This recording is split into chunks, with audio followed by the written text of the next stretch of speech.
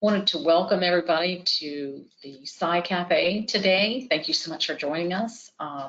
This is a virtual series that the Research Reserve puts on, and it's a series of platform for scientists and residents and stakeholders to share information about the science being conducted in Apalachicola Bay in an informal, casual setting.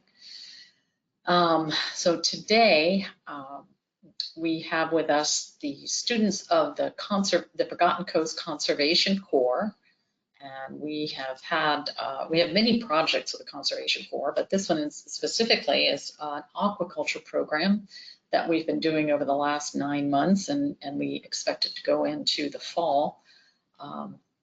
Students have planted and tended an aquaculture lease in Apalachicola Bay over near St. George Island State Park. And this is a joint project between Rattlesnake Cove Oyster Company, the Reserve, the Conservation Corps of the Forgotten Coast, the Florida Department of Agriculture Consumer Affairs Division of Aquaculture, and FSU Coastal Marine Laboratory. So it's been a really great project. We've had some real success and looking for more successes. And today we've got Joe Taylor and some of the students are gonna talk with us about their experiences. So if you have a question, you're welcome to raise your hand, or you can type the question in the question box. And let's see, I think that's about it. Joe, you want to take it away? I'm going to shut my camera off. You can take it away. Thank you, Anita, and thank you for that introduction. So my name is Joe Taylor, and I'm the Executive Director for Franklin's Promise Coalition based here in East Point, Florida. And I have with me Mr. Hayden Mock. Hayden is one of our Oyster Corps members, and he is going to share some of his experiences and his history and a little bit about what the future looks like with us as we move through it. One thing I want to do is thank all of the partners, many of which Anita highlighted. We'll probably talk about them again. But I do want to say if any of our partners are online and they would like to chime in or contribute to the discussion, please raise your hand or tap a question in the chat box and they will recognize you, and we would love to have your contributions as a partner in the discussion. The presentation is really about the aquaculture demonstration project. But for many folks, I need to go back just a few years, maybe about 10 years, and give a quick history. So with your permission, I want to start just really telling you about Franklin's Promise Coalition. We're a local nonprofit. We've existed for 21 years, and we really were designed to address gaps in services and unmet needs in the communities that we serve. In 2012, really, we did a lot of work in our community after the BP oil spill. We were funded by the Rockefeller Philanthropy Fund, and we really began looking at multi-generational poverty and its impacts on our communities. And we learned pretty quickly that the issues were large scale and needed a comprehensive approach. We trained about 340 people in Franklin County. And what we learned is that we really needed to hone in and focus. And so in 2012, we started working with young people, and it had great result. And we decided that that would be our focus area. And in 2015, we were approached by the Core Network, the Nature Conservancy, and National NIFWF, the National Fish and Wildlife Federation, and we're funded to seed a youth conservation corps here in Franklin County. And so that work began in 2015, and since then we've trained over 400 young people. They've earned over 1,400 individual certifications. We've completed, I think, right at 1,300 environmental and construction projects, and we've responded to 8 disasters. Folks really enjoyed, or it's been successful, the model that we've created. And we were asked last year to begin a program for the island of Puerto Rico. So we also have crews now from Pensacola to Tallahassee and on the island of Puerto Rico. This capacity really could not have happened had we not been a part of what we call Gulf Corps. Gulf Corps is a NOAA-funded Restore Act, well, NOAA-managed Restore Act funded grant opportunity for the 5 coastal states. So we represent Florida. We have crews in Pensacola Bay County and here in East Point, Franklin. And we also have what we call our cousins in Texas, Louisiana, Mississippi, and Alabama. But the Gulf Corps funds, which were NOAA funded, really allowed us to build capacity to get to where we are today. And so one of the things that we learned in our second cohort of young people is that high school diplomas were an issue for the type of member that we were after. So in 2016, we began working with Franklin County Schools, and we actually served as the alternative program for a number of years. And then last year, we became our own independent private school at Core High School. And so I had to sneak a little photo in there for y'all to see. Just this last Tuesday, our second graduating class of 8 members graduated, and all of those young people participated in our aquaculture program. We're also an AmeriCorps funded program. And for those of you who don't know about AmeriCorps, it's a nationally funded program to engage volunteers across our country. So our young people receive AmeriCorps support in the means mainly of a Siegel Education Award. So the high school members, they all did 300 and 450 hour terms. So they'll end up with an education award that they can use for technical training or college. And then our older members that are 18 to 25, they complete year terms, typically 1 to 2 years, and they can end up with as much as $12,000 allocated for further education. So getting us to the subject at hand, a couple years ago, we were in discussion with Jeff DeQuattro, who is our Gulf Corps program manager with the Nature Conservancy. And we were talking about oysters and oyster habitat. And we really wanted, as a conservation corps, to know what made us special, what would make us stick out in this realm of, there are 140 other conservation corps across the country, and what would make us special. So we decided we would focus on coastal restoration, and our idea to develop Oyster Corps set from there.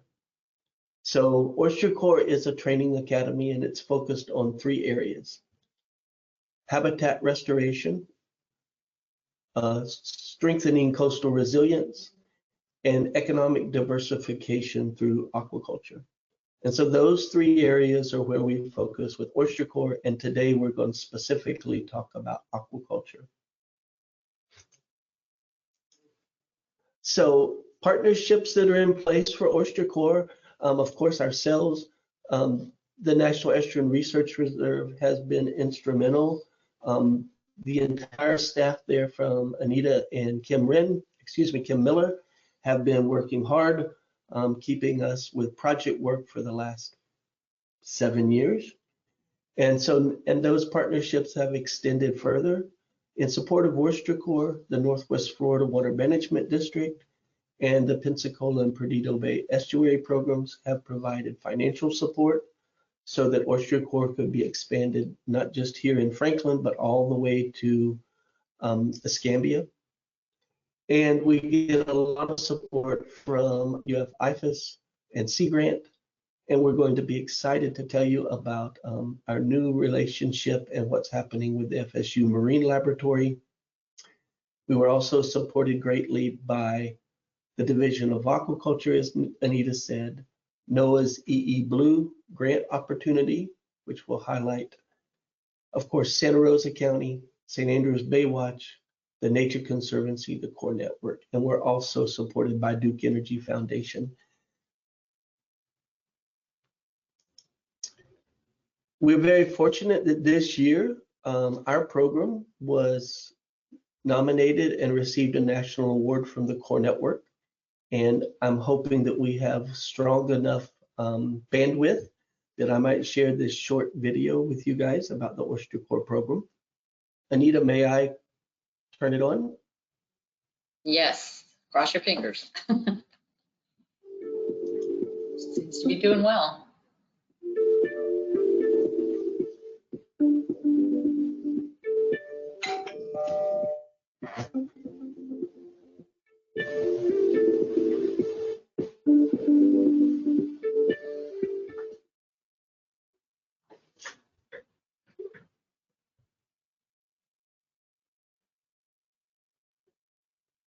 Oysters are the heart of Estuarine.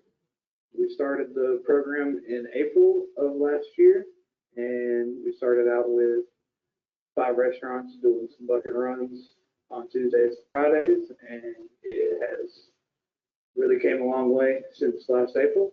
We've integrated with Spartina and grass planting, along with building oyster pillows and oyster prisms. So it really has came a long way. Oyster Corps is a training academy focused on oyster habitat restoration, strengthening coastal resilience, and economic diversification through aquaculture.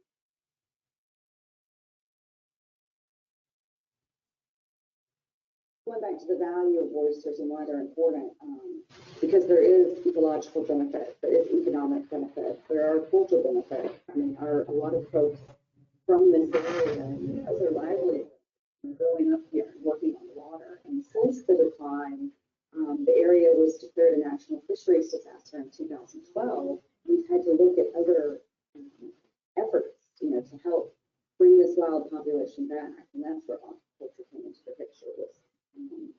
While the bay is closed for this 5-year period, is to look at other methods to, continue to grow oysters because they are so important. And I always come back to the one healthy adult oyster can filter 50 gallons of water.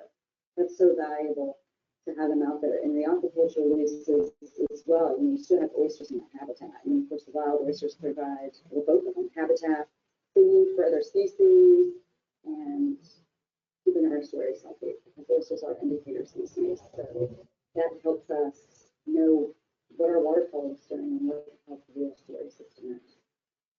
What's so important about Oyster Corps is that it's not only benefiting the environment in terms of water quality and habitat, but it's also impacting the community in terms of the people.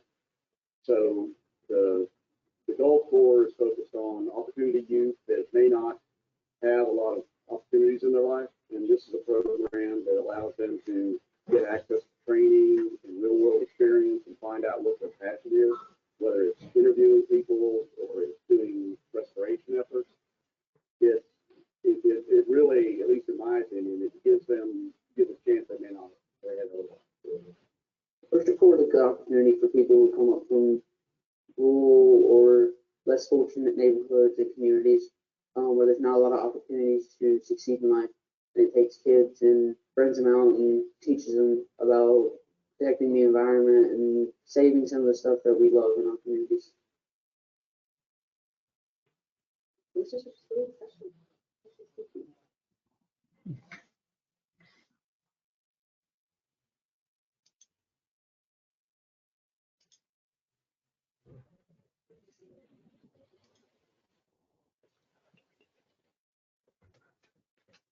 I hope that worked for folks.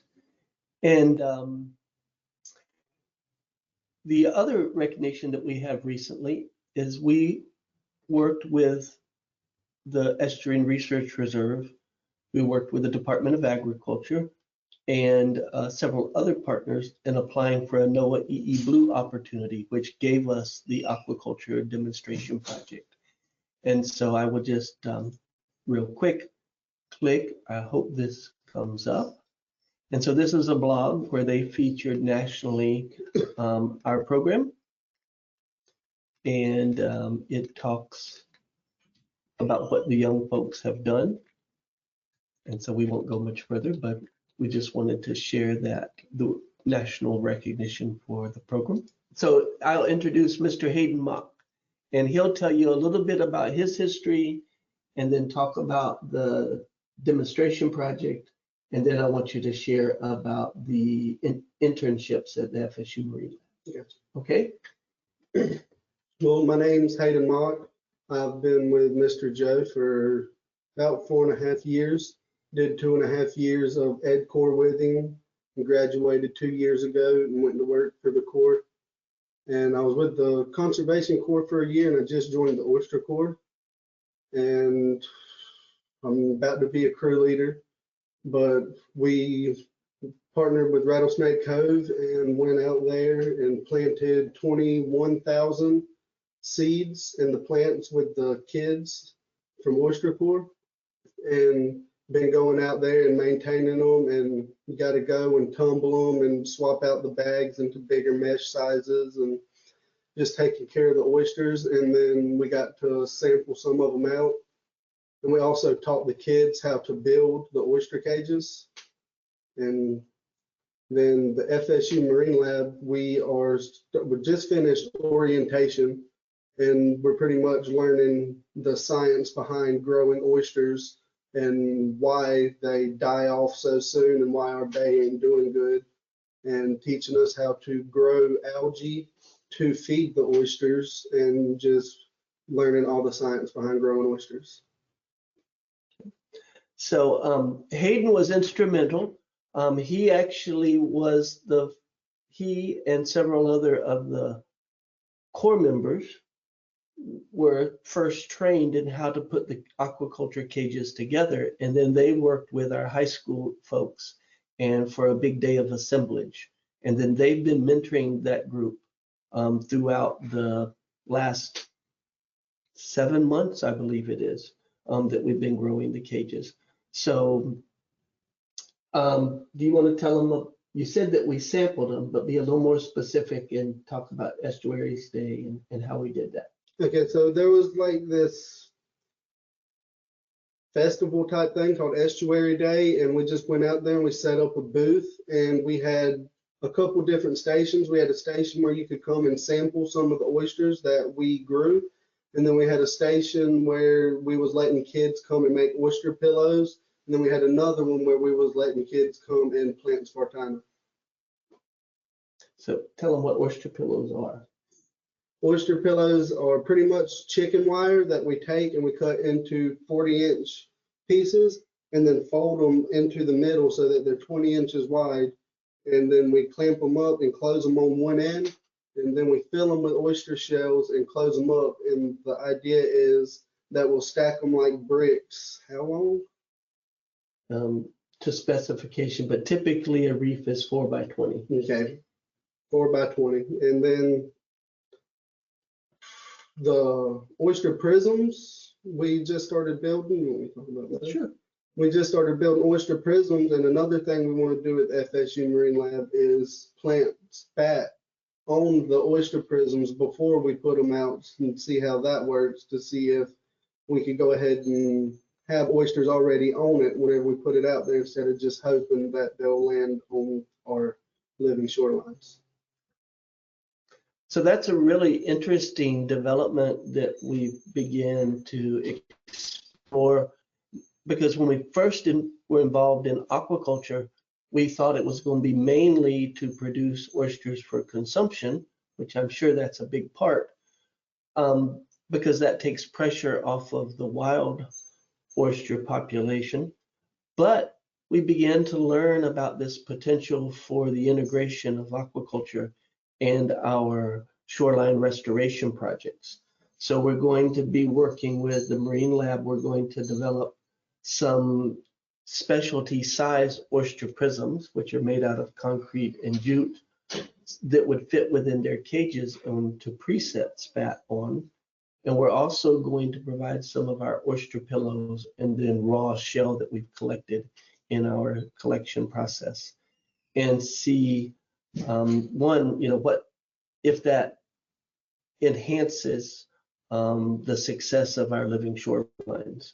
So that's an interesting thing to be involved in, kind of from the beginning. So Anita, we were open for questions.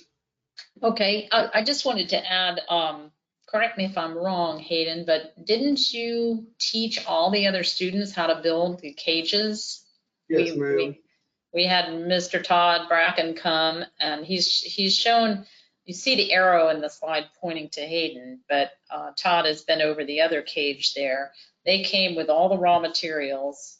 Hayden and a few of the older members learned how to build it, but Hayden went back and broke it down into a process and came back and taught his fellow students, which are about 20, 25 of them, how to build the cages. And in October and November, they built over 60 aquaculture cages. And then we deployed them December 7th or 8th, I think, and filled them full of seed. You can see the picture of the oyster seed in someone's hand there. They were very small, and now they've grown almost to marketable size. So it's been quite an experience. That Hayden took on a leadership role there and showed the other students how to build the cages, and the cages are holding up great. They've gone out a couple of times to split them and to put them in bigger cages. If you split the oysters, they can grow better and bigger, and you also have to turn them. So these students are going out, Oyster Corps members and the students are going out on a regular basis and turning the cages so they don't get fouled. And they also, a couple of them actually shucked all the oysters that were served at Estuarine Day.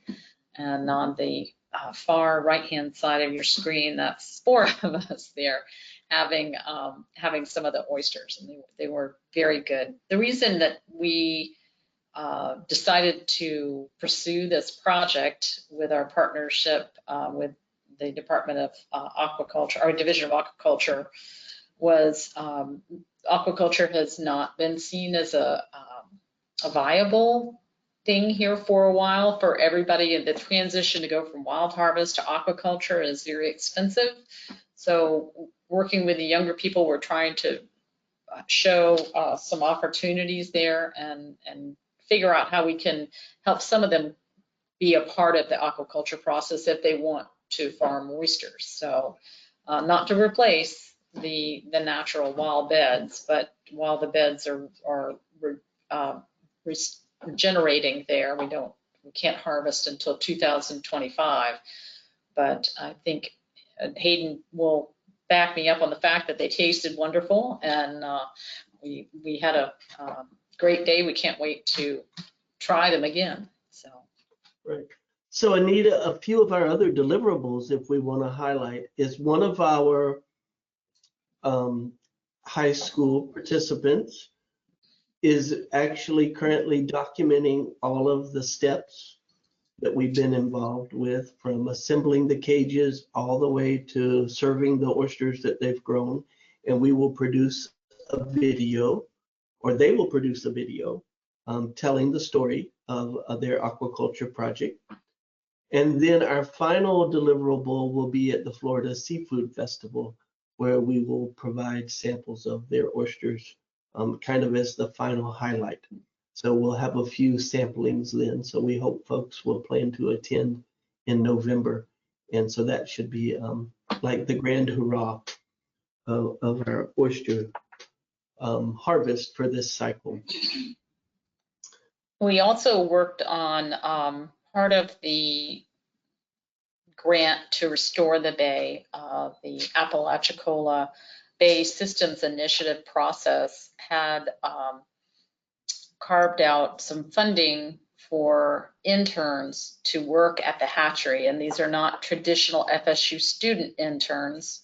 There are positions for that, but these 4 positions were for kids in the community that were graduating, had graduated or were in the process of graduating, but to help them experience what working at a hatchery is like. And as Hayden mentioned, they're growing the algae, which is a very important part. Getting that is the hardest thing for any hatchery to get correct. We're working with our NOAA partners, throughout the East Coast to come up with the right balance there. And so they're learning a lot. Currently we have a mobile hatchery at FSU, and they've built a permanent hatchery there. So we're really looking forward to seeing the outcome there. And if Hayden, if you want to add to that, feel free. The mobile hatchery is pretty cool. It's more than just a hatchery. That's also where they was growing their algae. It's a pretty cool experience. So part of our vision for Oyster Corps and the Aquaculture Demonstration Project was really to prepare these young people. We call our young folks opportunity youth, those folks who are not on a traditional college path. Many of our young people are children or grandchildren of folks that traditionally work the bay. Is that true? Yes, sir. Okay. And so giving them an opportunity to see how they could work on the bay in a different format and talk about coastal restoration and open opportunities, trainings, certifications, so that they come away with a great looking resume and that they can participate in part of this coastal restoration effort that has begun between Pensacola and Tallahassee. So as y'all know, these young folks will be leading projects, shoreline plantings, reef building with projects like Franklin 98. We're currently involved with projects with the Nature Conservancy over in Escambia and Santa Rosa counties. And there are going to be projects in Panama City and Tyndall Air Force Base that are forthcoming. So it's just exciting times for coastal restoration.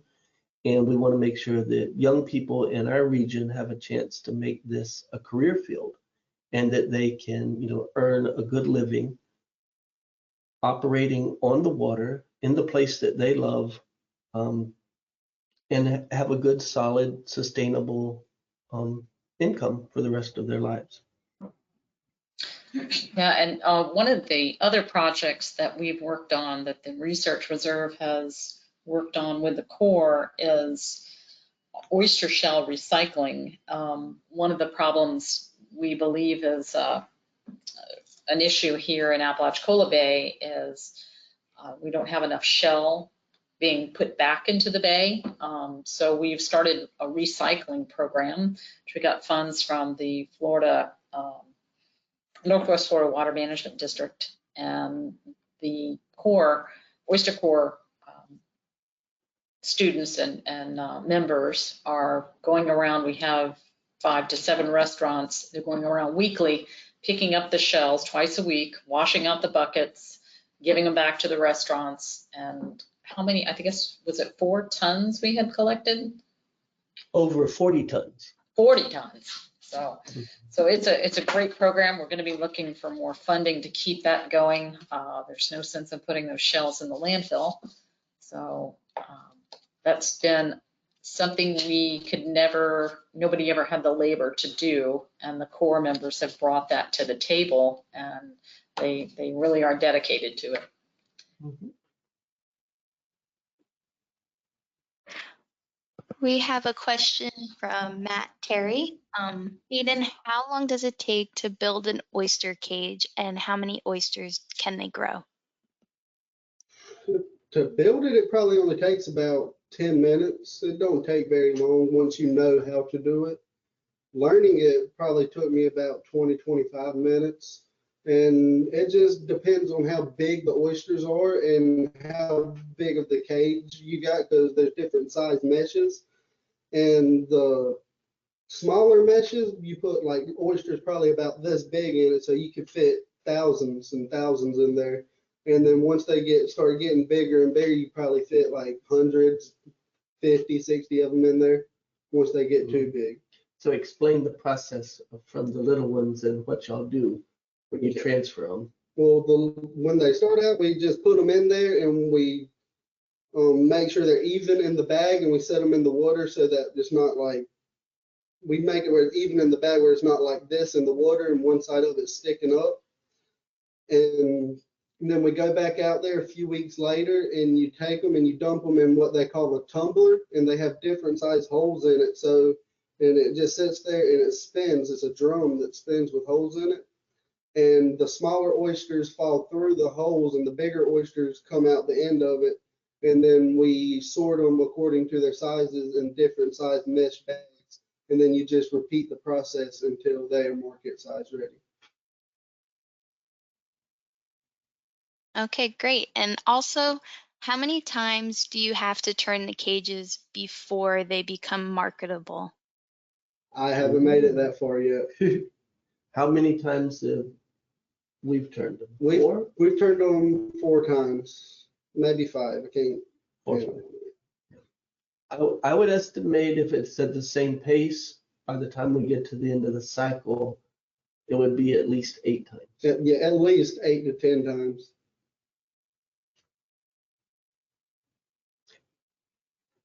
As they grow, you have to separate them so that they have enough room to grow inside those cages, because they grow pretty quickly. I see we have some other, some more of our partners online. I didn't know if Portia or Kim wanted to add any. So Anita, if they decide to come on, I'd like to personally thank the Division of Aquaculture for their support of our work. They have been key in helping us get the supplies that we need to operate, to collect the shells, to help us build the oyster pillows, to build the oyster prisms, and to grow the Spartina grasses that we plant behind the shorelines to secure the shorelines. So they have been incredible partners supporting the work that the young people do. So I wanted to acknowledge that support. Hayden, how do you think, what do you think the coolest part about learning to grow oysters is? That's what I'm sure. What's the coolest part? Learning to grow oysters.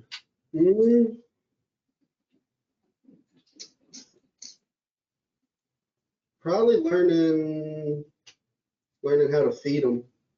That's pretty cool. The algae. Yeah, with the algae. Yeah, it gets complicated, doesn't it? The water quality. And then here's another question from Matt Terry. He said, Hayden, what are your goals and expectations with the skills you've learned? Well, my goal is to use everything that I learned here to the best of my abilities to get a career in coastal restoration. Right. What do you think that'll look like? I honestly don't know yet. Yeah.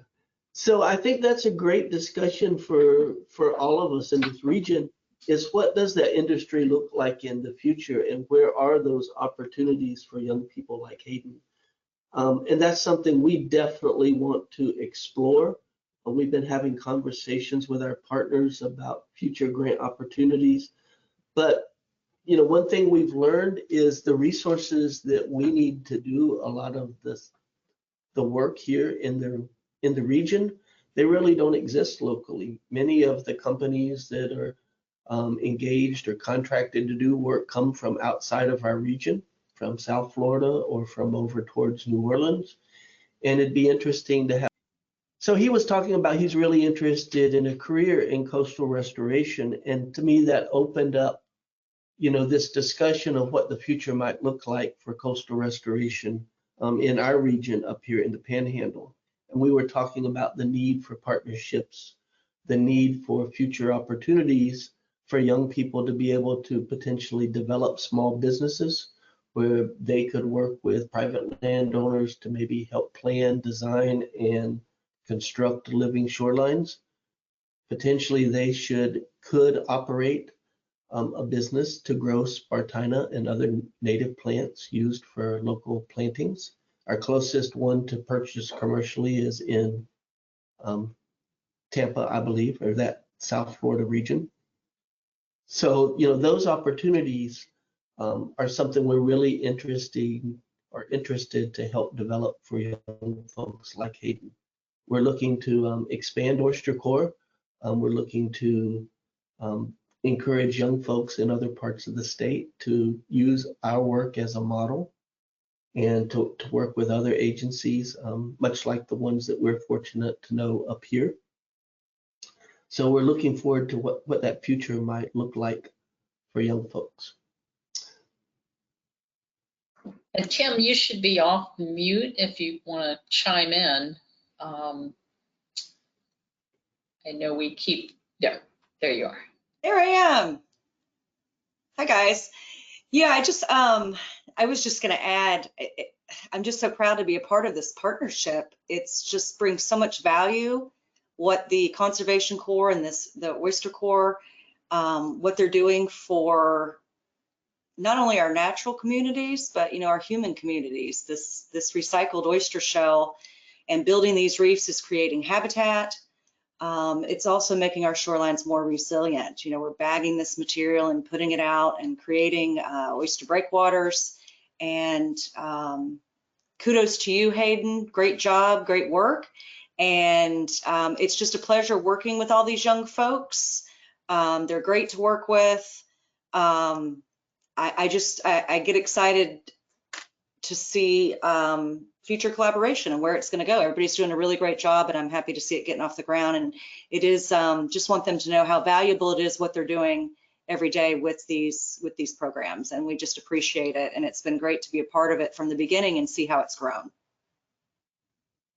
Great, thank you. One thing that we may not have fully explained is there's another dimension to the Oyster Corps and the Conservation Corps is we have started planting Spartina, which is a plant that grows in water, and you see it in all of the marshes around, the beautiful marshes you look at when you come into Apalachicola. That's one of the main grasses that helps hold the shoreline in the soil. It's not what you're seeing up above, but it's deeply rooted. And the Corps, through some major efforts between NOAA, our partners in NOAA and Duke Energy, have planted a lot of these plants along the shoreline in Franklin County. And this is the latest method to protect a shoreline. They found that building concrete walls doesn't work as well as putting in natural plants. So when Kim and I first started dealing with living shorelines, we didn't have a lot of capacity here in the eastern part of the Panhandle. We were exporting it in from the western part of the Panhandle. And over the since 2016, we've built a network which includes a lot of the Corps, and we built a network from Apalachicola all the way to Pensacola, and we're building living shorelines. But if we are able, like DEP wants to do and NOAA wants to do, and the Federal Highway Administration, if we want to encourage homeowners and business owners to put in a living shoreline, we don't have any contractors who can do it. We don't have any plants. We didn't used to not have the knowledge. Now we have the knowledge. The Conservation Corps now is growing. Joe, how many plants are you guys planting? A lot. I mean, you guys have planted. They're going to have the capacity to do, Joe, I think we were saying like 22,000. You know, we're purchasing the materials to continue expanding the beds, so the nursery, and it's going to be over 20,000 plants. And right now we're looking for a grant. So at the school, they've planted we have the plants now. So we have a trained workforce. We have the plants. And we're trying to work with, we're trying to get funding to start a pilot project to work with some willing homeowners to actually have the Corps do the planting. And we've done it on public lands, but we're trying to make that leap. So to further the goals of NOAA and the Federal Highway Administration and DEP to use living shorelines, we've filled in these gaps, and we're going to continue to work on that. But they've established a whole nursery. They break these plants down and provide them for all sorts of things. But they protected a lot of the shorelines in Franklin County and then across the Panhandle. I noticed we have Chris Berlindi also on the line. Oh. Or had, I don't know if she's still there. But yeah, we we have done a lot of shoreline plantings all throughout the Panhandle. So If Chris is here and wants to chime in, I think she is a great contributor to our Oyster Corps West program. And as Anita was describing some of those items, I don't know if you can still see my screen, but we can. Yeah, I we can have, see it. I was going to try to get to some of those photos showing those Spartina and what the young people have done and the planning we've done there with. This is just behind the estuary, and you can see both the method and the plants going in. And that is us harvesting down at Duke Energy in Crystal River.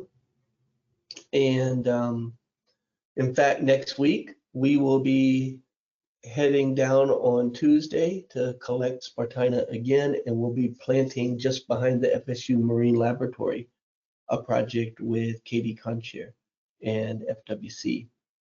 And I believe even Jonathan Brucker is going to come out and help us. So that's what it looks like when we help Jonathan and empty all the bins. Yeah. Oh, there you go. Okay. Enough photos.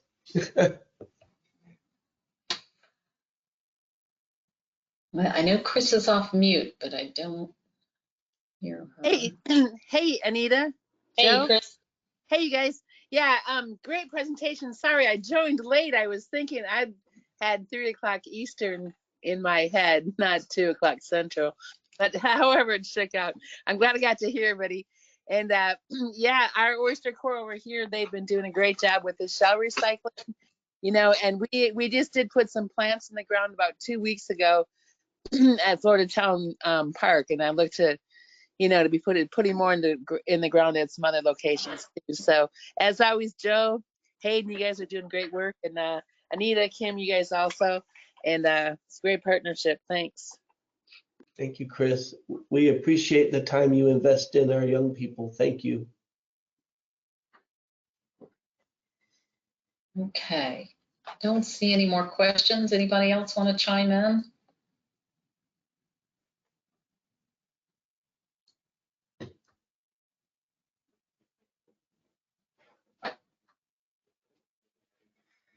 So Kim alluded to the fact that we are in the process of, I don't know if expanding is the right word, but modifying and improving our nursery that we have over at the work site there with Ainer. And the young folks are building raised beds to get them up off the ground. And the goal is to, one, keep it from being so hard to work because you have to bend over to keep them weeded and cleaned. But two, is also then all of the, like the seeds and the items that blow into them, when they're low, that, you know, is what causes a lot of the weeds to grow. And of course, the weeds eat up the nutrients and compete with the Spartina itself from being more healthy. So we're super excited about being able to have these beds raised up off the ground. And so we think it's really going to improve the quality of the plant. And again, it will probably increase its grow rate too, because we won't have weeds competing for the nutrients in the soils. So we're excited about that and see how that turns out. Yes, great. Yeah, Joe, that's definitely better language, enhancing and modifying. And the thing that's great about that too is, you know, we put in some of those beds, and it was the team that noticed that and came up with those ideas. They are learning so much, and you know, so it's a win-win on both sides with having this workforce and doing this restoration, but also seeing the young adults, the team, you know, coming together to say, okay, you know, how can we do this maybe differently and better? And it's great idea. Yeah, thank you. I think one of the biggest compliments are the partnerships, because so many agencies and people support the efforts of the young people. And without the combination of all of the resources, there's no way we could have grown as like solid and to the point that we have been, you know, and those relationships, the way that they intertwine, really have made us being able to produce good results and like do good work in the environment. So, you know, particularly the access to the Spartina from Duke Energy and the Mariculture Center down at Crystal River has been phenomenal.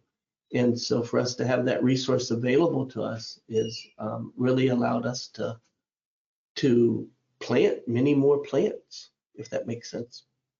Yeah.